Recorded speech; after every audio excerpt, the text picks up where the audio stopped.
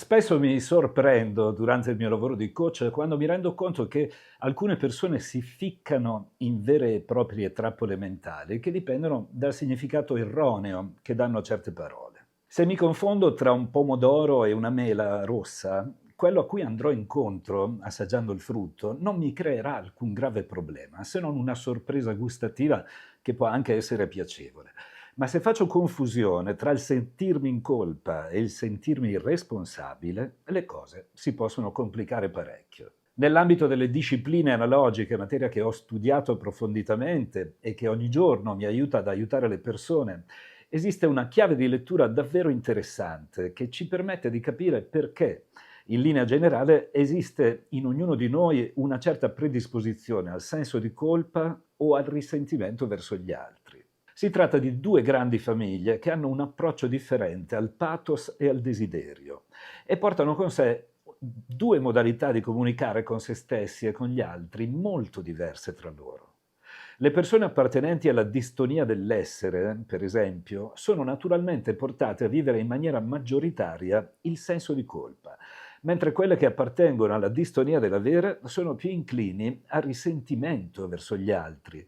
Banalizzando al massimo, i primi tendono a mettersi in discussione giudicando se stessi, i secondi sono spinti a giudicare e a mettere in discussione gli altri. È una tematica molto articolata che, adeguatamente approfondita, ci aiuta a capire anche i perché di queste predisposizioni, ci agevola moltissimo nella conoscenza di noi stessi e nel capire cosa possiamo aspettarci sul piano del comportamento dai nostri interlocutori dopo averne individuata la distonia di appartenenza. Posso affermare che questa puntata è dedicata ai distonici dell'essere, poiché sono loro che si trovano più spesso a dover fare i conti con i sensi di colpa.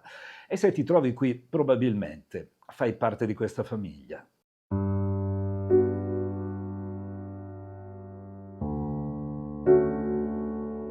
Quante volte hai pronunciato la frase "li trovo tutti io", riferendoti a partner che dopo la fase dell'innamoramento agiscono comportamenti che ti fanno stare male?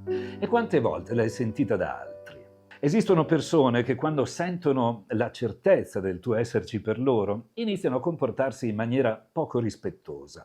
Diventano critiche, a volte ipercritiche, violente verbalmente o fisicamente, mentono, tradiscono, promettono cose che poi mancabilmente non mantengono, accendono modalità manipolatorie e se hai addosso la veste del distonico dell'essere può capitare che sia tu a sentirti in colpa per i loro comportamenti, che tu tenda a scusarli, pensando tra te e te che se tu non fossi in un certo modo, loro sarebbero diversi. È una trappola terribile che molti conoscono davvero molto bene, una prigione in cui il pensiero di fondo è io sono sbagliato, a causa del quale permettiamo all'altro, dopo avergli dato un manganello e avergli cucito noi stessi la divisa, di essere il secondino.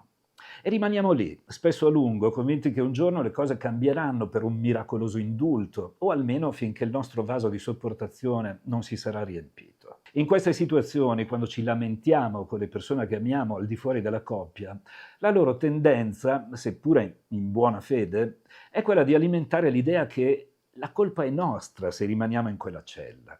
Si usa proprio il termine colpa e questo non fa altro che alimentare un deleterio circolo vizioso che porta a salvare sempre il partner abusante e a legittimare i suoi atteggiamenti. Nessuno ha la colpa per i comportamenti violenti, rispettosi o abusanti di un partner se non il partner stesso che li attua.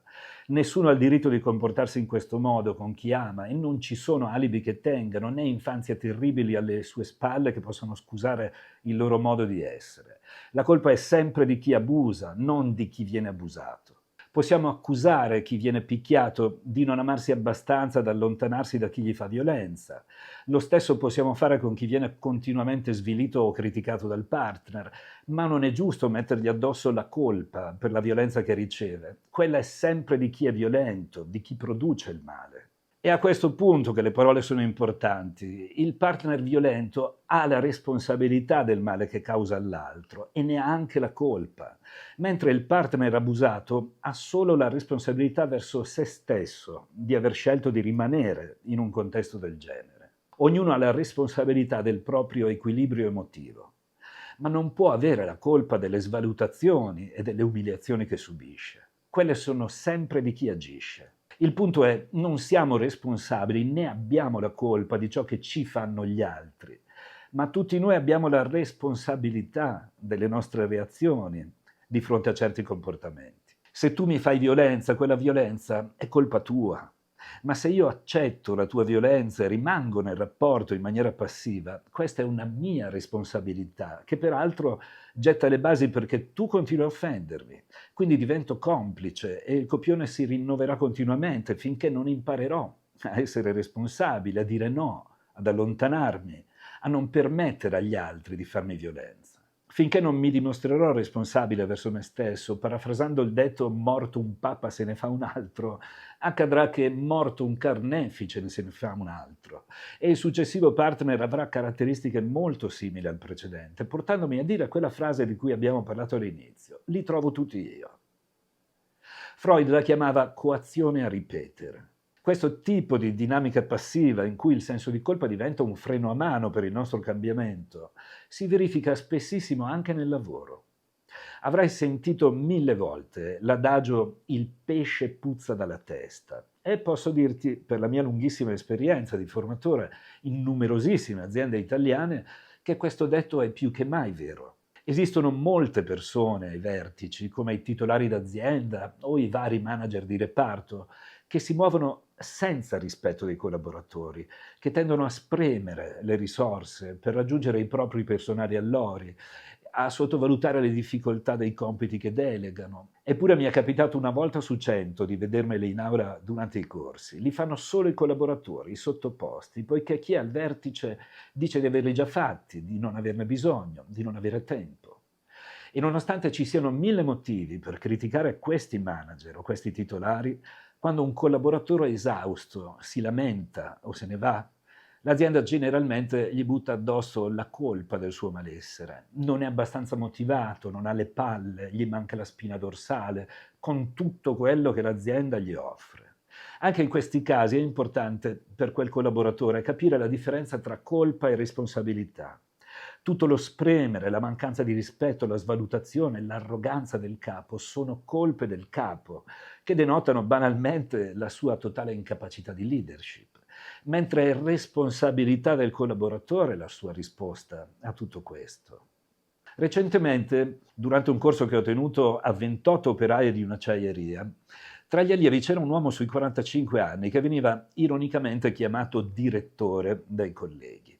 Nella pausa a caffè lo avvicinai chiedendogli perché lo chiamavano così e Matteo, questo era il suo vero nome, mi raccontò che prima di arrivare in acciaieria era stato per molti anni direttore nell'ambito della grande distribuzione, in una catena di supermercati molto conosciuta. Percepiva uno stipendio molto dignitoso, ma a causa di un capo incapace che si comportava come uno spremiagrumi, che lo assillava anche nei fine settimana senza alcun rispetto nei suoi confronti, alla fine aveva deciso di licenziarsi e di timbrare un cartellino, perché il suo tempo, al di fuori del lavoro, venisse rispettato per alzare la sua qualità della vita.